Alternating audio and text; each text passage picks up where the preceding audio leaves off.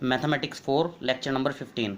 मैंने आपको अपने लास्ट लेक्चर में चाई स्क्वायर टेस्ट समझाया था और कहा था चाई स्क्वायर टेस्ट के क्वेश्चन दो तरह के होंगे।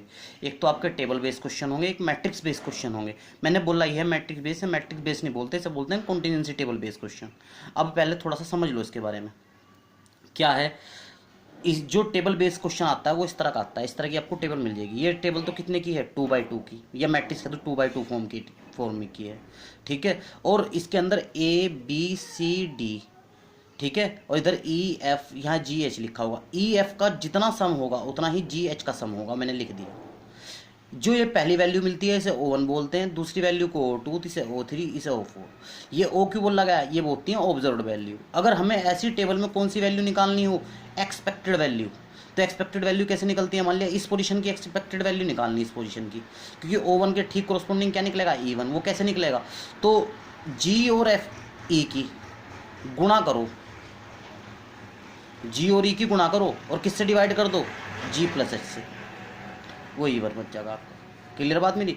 अगर इस पोजीशन की वैल्यू निकालनी तो इस पोजीशन पे H और E की गुणा करके G प्लस H से भाग दे दो, या E प्लस F से भाग दे दो।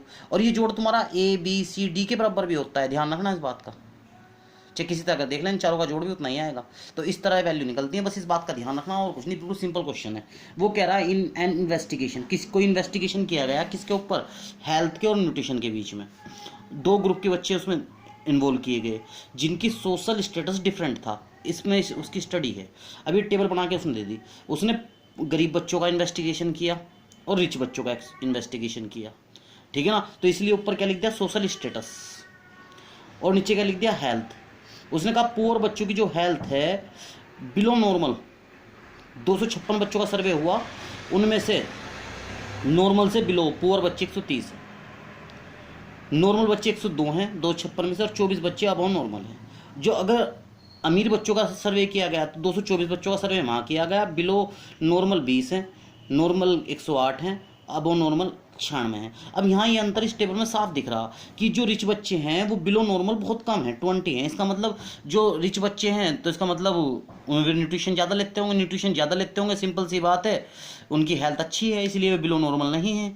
तो ये स्टेटस यहाँ पे दिया गया है। तो वो ये कह रहा है, नीचे जो मेन लाइन है जो हमें डिस्कस करनी है, जिसमें हमें काम करना है, वो कह रहा है डिस्कस करिए relation between health and social status. वो कह रहा सोशल स्टेटस और हेल्थ के बीच में कोई रिलेशन है क्या। यहाँ तो हमें साफ दिख रहा गरीब और अमीर बच्चों का रिलेशन, ठीक है ना। तो वो कहना चाह रहा है कि ये स्टेटस आप बताइए। अगर हम पहले ये बात मान लें कि इनके बीच में रिलेशन है, अब इसका सोशल स्टेटस का और हेल्थ का रिलेशन है, तो नथिंग टू प्रूव, कुछ भी प्रूव करने की जरूरत नहीं, फिर तो बात ही खत्म है। हम तो ये मान के चलते हैं कि ये दोनों इक्वलिटी में ही है, बराबर ही हैं, ठीक है ना। क्लियर बात मेरी, इक्वलिटी में है। अब यहाँ से हमारी दो बात आती हैं। अगर हम ये मान लें कि हाँ रिलेशन है, तो हमें कुछ भी प्रूव करने की जरूरत नहीं है, ठीक है ना। अगर हम ये मान लें रिलेशन है इनके बीच में, तो कोई भी प्रूफ करने की जरूरत नहीं है। अब हमें वही वाली बात आई कि हमें तो ये मान के चलना है कि इनके बीच में कोई रिलेशन है ही नहीं, कोई एसोसिएशन है ही नहीं, जुड़ाव है ही नहीं बीच में इनके, ठीक है ना। वरना तो फिर तो गरीब बच्चा तो अपने आप में यही मान लेगा हमेशा के लिए कि मैं तो कमजोर ही रहूँगा। ऐसा कुछ नहीं है। तो इस बात को हम यहाँ टेस्ट करके देख रहे हैं। देखो हमने नल हाइपोथेसिस बनाई, क्या कहा, there is no association between health and social status. हमने कहा हेल्थ और सोशल स्टेटस के बीच में कोई रिलेशनशिप नहीं है। ये बात हम टेस्ट करेंगे। हमेशा ही इस तरह के सवालों में आपको इसी तरह करना है। ये स्पेशल सवाल जनरेट हुए, इनके लिए एक्सपेक्टेड वैल्यू भी स्पेशल तरीके से निकलेगी, वो सभी इसी आधार पे निकलेगी। आपको ये ध्यान रखना है, इसी टाइप के आपको क्वेश्चन मिलेंगे इसमें। तो देखो जो इस समय वैल्यू दी हुई है कौन सी वैल्यू है, ऑब्जर्व्ड। एक्सपेक्टेड आपको निकालनी, तो 130 के कोरस्पोंडिंग एक्सपेक्टेड वैल्यू कैसे निकलेगी, 256 गुना 150, और किससे भाग कर देना, 480 से, 80 निकल गई। इसी तरह इस 20 के कोरस्पोंडिंग वैल्यू कैसे निकलेगी, 224 185 गुणा करके 480 से भाग दे देना, ठीक है ना। इस तरह आपकी कौन सी टेबल बन जाएगी, है एक्सपेक्टेड टेबल। अगर ये O1 है तो उसके नीचे वाला E1 हो जाएगा, ये सब बन जाएगी आपकी। उठा के ये चाई स्क्वायर कैलकुलेट करना शुरू कर दो। पहले ऑब्जर्व्ड वैल्यू लिख लो, फिर एक्सपेक्टेड लिख लो। O माइनस ई लिखा जाओ चाई स्क्वायर टेस्ट में, O माइनस ई का स्क्वायर हुए, फिर O माइनस ई के स्क्वायर को किससे भाग देते हैं, इसे, इसका सिग्मा कर लेते हैं। वो किसको रिप्रेजेंट करेगा, काई स्क्वायर को।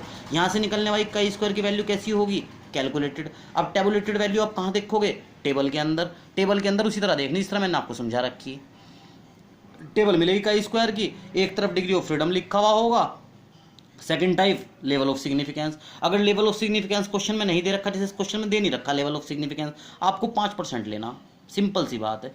तो मैंने लिख दिया का square tabulated value level of significance 5%, 0.005 लिखा ना, 100 से डिवाइड कर लो 5 को, 0.005 आएगा। डिग्री ऑफ फ्रीडम मैंने कैसे बताया था, मैंने कहा था अगर टेबल वाला क्वेश्चन आएगा तो रो -1 कॉलम -1, रो में से एक घटाओ कॉलम में से एक घटाओ, दोनों की मल्टीपल कर दो, उतना डिग्री ऑफ फ्रीडम। एक तरफ डिग्री ऑफ फ्रीडम देखो, 0.05 में वैल्यू देखो, और ये वैल्यू कितनी आएगी 5.99, लेकिन कैलकुलेटेड वैल्यू कितनी आ रही है 122। इसका मतलब क्या हुआ, कैलकुलेटेड वैल्यू बड़ी है टेबुलेटेड वैल्यू से। अगर कैलकुलेटेड वैल्यू टेबुलेटेड वैल्यू से बड़ी आई तो H0 क्या हो जाएगा, रिजेक्ट। रिजेक्ट मतलब रिजेक्ट क्या हाइपोथेसिस हुई हमारी हाइपोथेसिस रिजेक्ट ये हुई, देयर इज नो एसोसिएशन। इसका मतलब इनके बीच में क्या है, एसोसिएशन है, यही हमें बताना था। ठीक है ना, इस तरह हम पहले कहते हैं ना, हमें ऊपर दिख भी रहा था, लेकिन हम डायरेक्टली नहीं बात कर सकते, बिना तथ्यों के बात नहीं कर सकते। अब देखो इसमें मैंने क्या लिखा हुआ, इधर पेज नंबर 1, इधर क्या लिख दिया पेज नंबर 2। मतलब यहाँ से सवाल यहाँ तक उतारो, फिर ये उतार लेना। ये मैंने आपको याद रखने के बदले बताया। इसे बोलते हैं chi square test as a test of independency. Independency check होती है इस तरह की टेबल से, ठीक है ना। जैसे यहाँ पे इंडिपेंडेंसी चेक कर रहे हैं कि भाई जो सोशल स्टेटस है और हेल्थ उनके बीच में कोई रिलेशनशिप नहीं है, ये चीज़ चेक करनी है, आपको ध्यान से करना। उसके बाद जब आप ये काम कर लोगे तो फिर नया टॉपिक स्टार्ट होगा जिसका नाम है एनालिसिस ऑफ वेरिएंस। इसे शॉर्ट में बोलते हैं एनोवा, एनालिसिस ऑफ वेरिएंस। अब एनालिसिस ऑफ वेरिएंस कहाँ किया जाए, आपने टी टेस्ट करा, टी टेस्ट में हमने सिंगल मीन चेक करा, दो के बीच में मीन चेक किया, लेकिन सिंगल मीन चेक कर रहे थे वो भी एक सिंगल डेटा का था।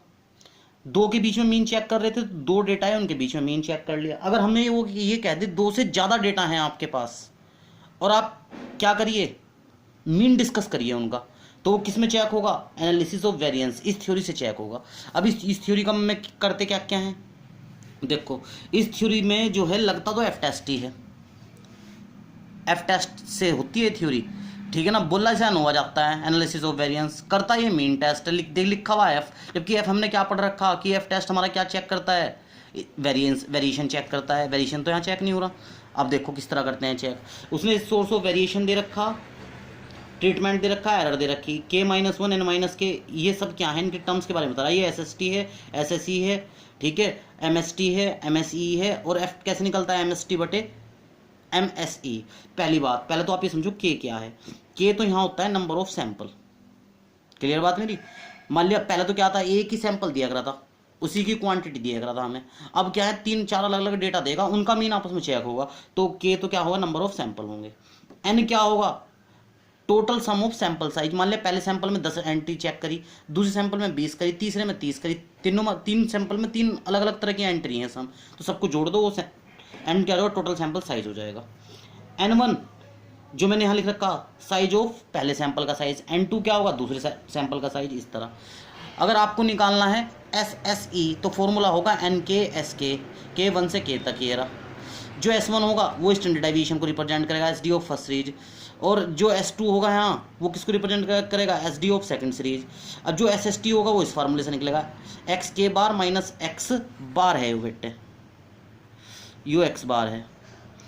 X1 बार क्या होगा, पहले सैंपल का मीन, X2 बार क्या होगा, दूसरे सैंपल का मीन। इस तरह मीन होंगे, ठीक है ना। और मैं तुम्हें थोड़ा सा और आगे डिटेल कर दूंगा, वो देखो जरा, जब क्वेश्चन करोगे थोड़ा वहाँ से आइडिया लगेगा। अब हम न्यूमेरिकल क्वेश्चन करते हैं, इससे हमें और क्लियर हो जाएगा, एक एक चीज़ क्लियर हो जाएगी इस समय।